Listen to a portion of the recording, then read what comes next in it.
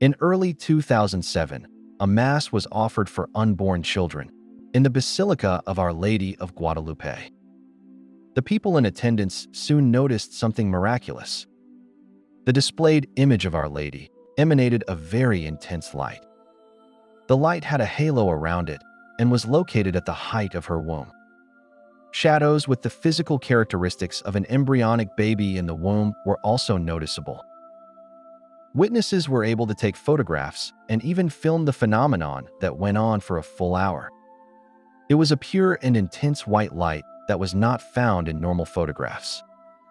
Experts testified that it was not a reflection or modified, but rather came from the tilma and was in the exact location of a woman's womb. This miraculous event happened very shortly after abortion was legalized in Mexico. In case you didn't know, Our Lady of Guadalupe happens to be the patroness of the unborn, as she appeared in the manner of a pregnant mother to Saint Juan Diego in 1531. Her miraculous image, imprinted on the saint's tilma, shows her wearing a black sash, an indication of pregnancy in the native culture. The same year that abortion was legalized in Mexico, Pope Benedict XVI expressed support for the Mexican bishops' envisaged excommunication of politicians who had voted to legalize abortion in Mexico City. He was asked by a journalist if he agreed with the excommunications given to legislators in Mexico City, to which the Pope agreed. He said the excommunication was not something arbitrary, that it was part of the canon law code and based simply on the principle that the killing of an innocent human child is incompatible with going in communion with the body of Christ. He then said that the bishops didn't do anything new or anything surprising. Many journalists were wondering if that support could be interpreted as a wish to excommunicate such politicians, and it was even reported that it was in fact such a declaration. However, church officials said that it was not a declaration but appeared to be a misunderstanding.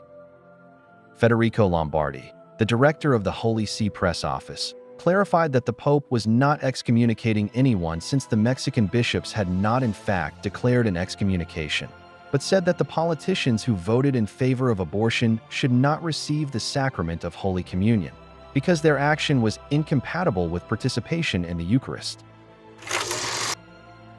On February 25 in 2025, a Mexican state legalized killing babies up to 12 weeks in abortions. The following day, Bishop Jose Francisco Gonzalez of the diocese of that state expressed strong opposition. He described the legislative move as incomprehensible from both legal and social perspectives, noting that the vote occurred behind closed doors during the state's carnival festivities.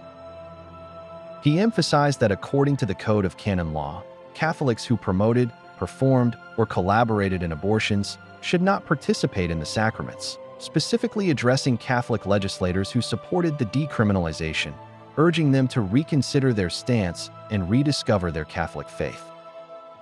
He warned that if abortion was justified on the grounds that the unborn child was unwanted, later on society would propose doing something similar with children already born who don't behave well, or who are sickly, or facing a disability, and that no life will be respected and could be cut short. Not many people know this, but Saint Faustina was a victim soul who God called to experience suffering on behalf of the world's sins, including abortion. She wrote in her diary that one night, she wanted to make a holy hour before the Blessed Sacrament, but experienced violent pains at 8 o'clock that she had to go to bed at once. This went on for 3 hours until 11 o'clock at night. No medicine had any effect on her, and whatever she swallowed, she threw up. Sometimes the pains caused her to lose consciousness. Jesus had her realize that in this way, she took part in his agony in the garden, and that he himself allowed these sufferings in order to offer reparation to God for the souls murdered in the wombs of wicked mothers. She had gone through these sufferings 3 times by then, which always started at 8 o'clock in the evening and lasted until 11. This happened to her for the first time when she was at the sanatorium. The doctors couldn't get to the bottom of it, and no injection or medicine helped her at all. She told the doctor that never before in her life had she experienced such sufferings, and he declared he didn't know what sort of pains they were. She understood the nature of those pains because the Lord himself had made it known to her. The pain was too intense that she trembled when she thought she would suffer that way again. As Christians, God calls all of us to pray for mercy on behalf of our own sins and the sins of the world. St. Faustina's diary was not her own, but God's instrument to express his thoughts to the world. Abortion not only destroys the life of an innocent child, but also wreaks havoc on the souls of those who participate in it. There are many women who have had abortions who today very much wish they had not, and carry their regret and guilt because they don't understand and accept the mercy of God. So if we're to stand up to any evil, we need to stand up to defend innocent human life. We need to pray to the Lord and offer sacrifices for the sins of this world. In the diary of Saint Faustina, Jesus told her that if she desired the grace of conversion for someone, she needed to pray the Divine Mercy Chaplet as a means to seek his mercy for all souls. He said that if we prayed this prayer with a firm purpose of praying for the grace of conversion for another soul, he would grant it. God's mercy is greater than the greatest sin we could ever commit. He wishes for us to accept his love, and he also wishes to shower us with his mercy. Sadly, too many people make so many bad choices in their life that they find it difficult to realize that God would forgive, love, and receive them into his innermost heart.